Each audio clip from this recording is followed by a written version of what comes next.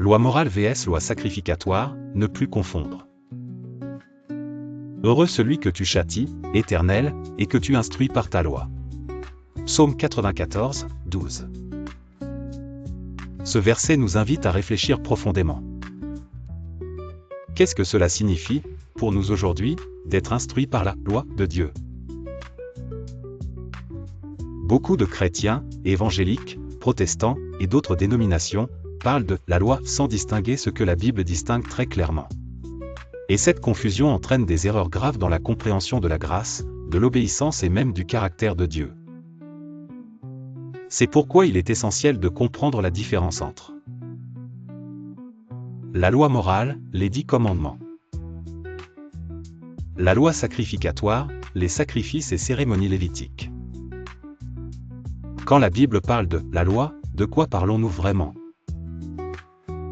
Lorsque la Bible évoque la loi, dans un sens spirituel et moral, elle ne parle pas d'abord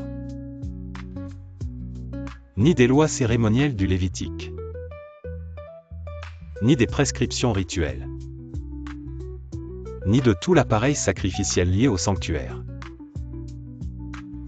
Ces lois avaient une fonction importante, mais temporaire. Elles étaient des ombres prophétiques pointant vers Jésus-Christ, l'agneau de Dieu, et vers l'accomplissement de la nouvelle alliance.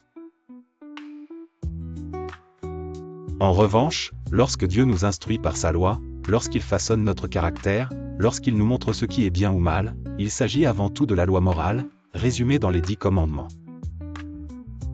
La Éloi morale, fondement éternel de la vie chrétienne. Les 10 commandements ne sont pas une simple liste de règles rigides. Ils sont le miroir qui reflète la sainteté et la perfection de Dieu. La charte morale du ciel et de la terre. Le fondement de toute véritable moralité. Par eux, Dieu nous enseigne à l'aimer lui de tout notre cœur, de toute notre âme, de toute notre force. À travers les premiers commandements, aucun autre Dieu, pas d'idole, respect du nom, sanctification du sabbat. À aimer notre prochain comme nous-mêmes.